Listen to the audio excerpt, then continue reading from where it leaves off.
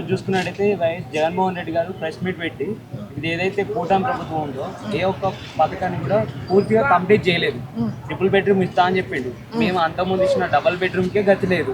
ఇప్పుడు triple bedroom ఎడికెళ్ళి తీసుకొస్తాడని చెప్పి press meet లో మాట్లాడండి. అదేవిధంగా అన్నదాత సుఖీభావ కింద 20,000 ఇస్తా అని చెప్పిండు. ఇప్పటి వరకు కూడా రైతుల ఆత్మహత్యలు ఈ సంవత్సరంలో చూసుకున్నట్టయితే 300 దాకా పెరిగిపోయినాయి. ఇంతవరకు కూడా వాళ్ళ అకౌంట్ లో అన్నదాత సుఖీభావ కింద 20,000 పడలేదు. అన్నదాతలు రైతులకు ఆత్మహత్యలు నడుస్తున్నాయి. ఈ ప్రభుత్వంలో నడిచినా ఇంతకు ముందు నడవలేదా? అసలు ఏ ప్రభుత్వంలో రైతుకు న్యాయం జరిగిందా? హత్యలు జరగలే, పాపం వాళ్ళకి ఆత్మహత్యలు జరగలేదా? అన్నను కొద్దిసేపు పక్కకు పెడదాము. ఏ రాజకీయం వచ్చినా కూడా రైతుకి ఎప్పుడు న్యాయం జరిగింది? రైతు ఎప్పుడు ఆత్మహత్యలు జరగలేదు. రైతు ఎప్పుడు మందులు పోసుకొని శాలల్లో ఉరులేసుకొని సావలేదు, మందులు తాగి సావలేదు, పిల్లలు అప్పులు పాలయ్యి. రైతుకు ఎప్పుడయ్యా రామరాజ్యం వచ్చింది? ఎందుకయ్యా ఈ బుద్ధి తక్కువ నాయకులు చెప్పేది? మళ్ళీ రైతుని అడ్డం పెట్టుకొని బతకటం. పవన్ కళ్యాణ్ గారు నారా లోకేష్ గారిని చాకిలు పెట్టి లేపుతున్నారు అంటే పొగుడుతున్నారని చెప్పి మన వైఎస్ జగన్ అయితే కామెంట్ చేసిండు. అది ఎంతవరకు కరెక్ట్? అంటే పరిపాలన బాగా చేసిన వాళ్ళని పొగుడుతురు, పరిపాలన బాగా చేయని వాళ్ళని పొగడరు. అసలు రాష్ట్రం మీద ఏం సమస్యలు ఉన్నాయి? అవి చెబితే బాగుంటాయి. కానీ ఇల్లంగా వ్యాపారం ఏంటో వాళ్ళ పొగుడుతుంది, ఇలా పొగుడుతుంది. ఎవరైనా సరే రాజకీయ నాయకులు పైకి రావాలా, ప్రజలకు ఏమైనా మంచి చేయాలనుకుంటే దాని గురించి మాట్లాడాలి. ఇప్పుడు వచ్చిన నాయకులు ఏమైనా చేయలేదు అనుకో ప్రజలకి, దాన్ని పట్టుకొని దాన్ని చూపించి ప్రజలకు ప్రూఫ్ చూపించి మాట్లాడితే రేపు నెక్స్ట్ నువ్వు రావడానికి బాగుంటుంది. ఏ నాయకుడే సరే. ఇప్పుడు నాకు చదువు లేదు, నాకే ఎంత బుర్ర ఉంది, చదువు ఉండాలి ఎంత బుర్ర ఉండాలా చెప్పు. ఇప్పుడు నేను ఒక పార్టీకి నాయకురాలిని కదా, నాకు ఒక పార్టీ మీద పిచ్చి ఉండదు. నేను చదువుతున్న సామాన్యురాలిని. అట్లా అది ఇప్పుడు ఈ నాయకుడు ఏం చదువుతుండు. ఇప్పుడు వచ్చిన నాయకులు ఏమన్నా పరిపాలన చేయకపోతే పవన్ కళ్యాణ్ కానీ, చంద్రబాబు నాయుడు గారు కానీ, లోకేష్ గారు కానీ వీళ్ళు ఏమన్నా ఇచ్చిన హామీలు తప్పి పరిపాలన సరిగ్గా చేయకపోతే మీరు దాన్ని పట్టుకొని చూపించి ప్రజలు చూపించి నెక్స్ట్ మీరు వస్తే పార్టీ మీరు చేయని ఉంటే వాళ్ళు చూపిస్తే నెక్స్ట్ వాళ్ళు రావడానికి అవకాశం ఉంటుంది. అది కదా చేయాల్సింది. అసలు ఇద్దరి మధ్య ప్రజలు చేయకుండా నీది ఆయన చెప్ప ఆయన నువ్వు చెప్ప మరి ప్రజలు చేసేది ఎవడు? ఎప్పుడు ప్రజలకు మంచి జరగాల, ఎప్పుడు రామరాజ్యం రావాలా చెప్పు. మనకైనా ప్రజలకు బుద్ధి ఆడుంటుంది. ఎవడు వస్తే వాడికి నాయకుడు వస్తే నాయకుడు సంకలు గుద్దుకోవటం, ఓట్లు వేయటం, గెలిపియటం, తర్వాత మన నోట్ మనం మట్టిపోసు. అంటే ఈ రీసెంట్ టైంలో చూస్తున్నట్టయితే సోషల్ మీడియా మొత్తం చంద్రబాబు నాయుడు గారు నేషనల్ పాలిటిక్స్ లోకి వెళ్తున్నాడు, ఉపరాష్ట్రపతి పదవికి వెళ్తున్నాడు అని చెప్పి ఏవైతే వచ్చినాయో దాన్ని ఉద్దేశించి కూడా జగన్మోహన్ రెడ్డి మాట్లాడాడు. ఇక్కడనే సరిగ్గా చేస్తలేడు, సీఎం పోస్టులు ఉండి అక్కడికి పోయి ఏం చేస్తాడని చెప్పి మాట్లాడాడు. ఇది ఎంతవరకు కరెక్ట్ అలా అన్నాడు? అది కరెక్ట్ కాదని నేను అంటే. ఆయన అనుభవం నాయకుడు, ఆయన చాలా చేసిండు. హైదరాబాద్ కూడా చాలా చేసిండు చంద్రబాబు నాయుడు గారు. ఆయన అనుభవం నాయకుడు. ఇప్పుడు ఈ జనరేషన్ కి ఆయన అనుభవం కావాలా ఇప్పుడున్న నాయకులకి. ఎందుకంటే ఆయనకు 70 ఏళ్ళు వచ్చినాయి కాబట్టి ఇప్పుడున్న నాయకులకి, ఆయన కొడుకైనా సరే, డిప్యూటీ సీఎంకైనా సరే, జగన్ అన్నకైనా సరే ఆయన అనుభవం కావాలా, నేర్చుకోవాలా వీళ్ళు. ఎందుకంటే ఏదైనా ముందు మీకు చేయడానికి, మీ తరం చేయడానికి అనమాట, మీ తరానికి చేయడానికి. మా తరం అయిపోయింది, మీ తరానికి చేయడానికి అనుభవాలు తీసుకోవాలి. కానీ ఇప్పుడు చేయలేదు, అప్పుడు చేసినాను అనేది ఎక్కడిది? ఇప్పుడు చేస్తూనే ఉండు కదా అవతల పరిపాలన, బాగానే చేస్తుండు కదా ఆయన కూడా.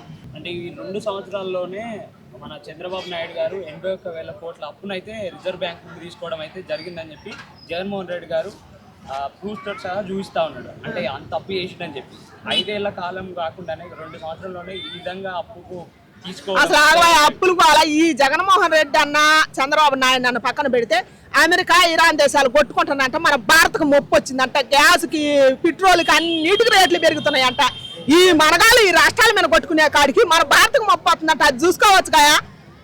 2 రాష్ట్రాల ప్రజలు, పేద ప్రజలు ఎంతో మంది ఉండరు, మధ్యతరగతి వాళ్ళు. ఇప్పుడు ఆ భారం మన మీద పెడితే మన మహిళత్వం సగటు మధ్యతరగతి మనిషి ఇప్పుడు పట్టణాలలో ఉండేవాళ్ళంటే, ఇప్పుడు పల్లెటూర్లలో ఉండేవాళ్ళంటే గ్యాసులు ఈ లేకపోయినా కూడా కట్టెల పొయ్యిలు వాటి మీద నీటి మీద పెట్టుకొని బతుకుతారు. ఇప్పుడు పట్టణాలలో ఉండేవాళ్ళు సగటు ఉద్యోగం చేసుకుని ఉద్యోగస్తుడికి ఇంటి రెంట్ కట్టుకోవాలన్నా, పిల్లల ఫీజు చెల్లించుకోవాలన్నా, ఆయన వచ్చి పోవడానికి పెట్రోల్ కావాలన్నా ఖర్చు, ఇవన్నీ ఆలోచించాలి కదా ప్రజలు. ఇప్పుడు ఈ రాష్ట్ర ముఖ్యమంత్రి అయినా, ఆ రాష్ట్ర ముఖ్యమంత్రి అయినా, ఓడిపోయిన ముఖ్యమంత్రి అయినా ఎవరైనా కానీ ఇప్పుడు మన భారతకు ముప్పు ఉన్నది అని అంటారు. ప్రతి దానికి రేటు పెరుగుతున్నది అంటారు. ఇది కదా అడగాల్సింది. ఇప్పుడు జరిగిపోయిన ఎందుకు జరగాల్సిన గురించి అడగాల. ఇప్పుడు ఆ రాష్ట్రాలు కొట్టుకుంటున్నాయి కాబట్టి మన రాష్ట్రం మీద భారం పడుద్దంట. అందుకని దయచేసి 2 రాష్ట్రాల ప్రజలకు నేను ఒకటే చెబుతున్నా, రాజకీయంగా ఎవరైనా రెచ్చగొట్టాలని చూస్తే మన రాష్ట్రానికి ముప్పు వాటిల్లింది. అందుకని దయచేసి మన భవిష్యత్తే దెబ్బతింటది.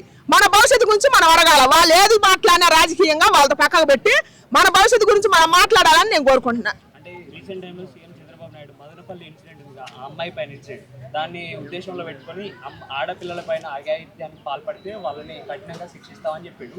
బట్ వాళ్ళ ప్రభుత్వంలోనూ ఉన్న ఎమ్మెల్యేలే కరెక్ట్ లేరు, వాళ్ళే ఆడపిల్లల పైన అరాచకాలు పాల్పడుతున్నారు. ఇది ఎంతవరకు కరెక్ట్? ఆయన చెప్పడం ఏంటి, చేసేది వాళ్ళ దాంట్లోనే. అసలు ఏ ప్రభుత్వం ఆడపిల్లకి ఎక్కడ న్యాయం జరిగింది? మహిళకి మహిళా దినోత్సవాలు చేసిండ్రు, మహిళకి ఎక్కడికి న్యాయం జరిగిందయ్యా? ఎప్పుడు ఏ ప్రభుత్వం ఉన్నా కూడా మహిళ జరుగుతూనే ఉంది. ఏమన్నా ఒక రేపు జరుగుతూనే ఉంది కదా. మళ్ళీ ఆ ప్రభుత్వం ఈ ప్రభుత్వం ఎందుకు మళ్ళీ దండగా ఉయ్యాలేసి ఊపుకోవటం? ఆ ప్రభుత్వాన్ని ఈ ప్రభుత్వాన్ని మహిళలు జరగాలనుకున్న నష్టం జరిగే పోతుంది. ఇప్పుడు 11 మంది ఉన్నా 1100 మందిలో మాట్లాడుతున్నారని పవన్ కళ్యాణ్ గారు మొన్న అన్నారు. అవును. దాన్ని దృష్టిలో పెట్టుకుని జగన్మోహన్ రెడ్డి ఏమంటున్నారు, అది చాలు, భయపడుతున్నారు కదా కూటమి ప్రభుత్వం అంతా కూడా ఈ 11 మందిని చూసే భయపడుతుంది, అదొక్కటి చాలు వాళ్ళకు నిదర్శనంగా అని చెప్పి చెప్తున్నారు. అట్లా అనేది ఎంతవరకు కరెక్ట్? మరి ఆయన ఎందుకు చెప్పిండు? ఇప్పుడు 1100 మంది కూడా 1100 మందిలా మాట్లాడుతున్నారు అంటే అది మీ వైఫల్యమే కదా, మీ ప్రభుత్వం శాతకాంతనమే కదా వాళ్ళు మాట్లాడతారంటే. మరి అందుట్లో నిజం ఉందేమో మాకేం తెలుసు. మరి నిజంగా అది మీరు వాళ్ళని స్పందిస్తారు కదా. ఇప్పుడు రోజా కట్టగోలుకి మాట్లాడుతుంది, మన అంపటి రాంబాబు అన్న మాట్లాడతారు, చాలా మంది నాయకులు మాట్లాడతారు. ఓరనగా ఆ నాయకుడు కానీ ఈ నాయకుడు కానీ. ఇప్పుడు తప్పు లేనప్పుడు మీరు కేసులు వేస్తారు కదా, వాళ్ళని పట్టకపోతారు కదా. ఇప్పుడు వాళ్ళ పక్క తప్పు లేదేమో, మరి మీరు ఏం చేయట్లేదు కదా. మరి అందుట్లో అంటాం న్యాయమే ఉంది, ఎందుకంటే మీ నోటి మీరే అన్నారు కాబట్టి. ఇప్పుడు డిప్యూటీ సీఎం పవన్ కళ్యాణ్ అన్నే అన్నాడంటే మామూలు మాట కాదు కదా. మరి ఆ మాట అది మీ శాతకాంతనమే అంట. నేను రీసెంట్ టైంలో చూసుకున్నట్టయితే తిరుపతి దేవస్థానం పైన చాలా రకాల అంశాలు అయితే జరుగుతుంది. ఇప్పుడు చూసుకున్నట్టయితే హుండీ లెక్కింపులో ₹1 కోటి గల నగదు, అదేవిధంగా బంగారు నాణాలు అవన్నీ కూడా మిస్ అయినాయని చెప్పి భానుప్రకాష్ రెడ్డి ఎవరైతే ఉన్నారో దానికి సంబంధించిన అధికారి ఆయన తీసుకున్నాడని చెప్పి జగన్మోహన్ నేను చెబుతాను దానికి. ఇప్పుడు ఆ తిరుపతి కొండ పైన రాజకీయ నాయకులు కన్ను పడతా ఏంది అసలు నా తెలియదు. ఇంతకు ముందు రాలేదు ఇది అసలు. ఊరికే తిరుమల తిరుపతి రాలేదు. చంద్రబాబు నాయుడు అన్న పరిపాలించినప్పుడు, వైఎస్ రాజశేఖర్ గారు పరిపాలన చేసినప్పుడు, వీళ్ళందరూ ఉన్నప్పుడు అప్పుడు రాలేదు ఇది. ఇప్పుడు వస్తుంది. ఎందుకంటే ఈ రాజకీయ నాయకులు అసలు తిరుపతి కొండ మీద కన్నేశ్వర అయింది శ్రీవారి ఆదాయం మీద.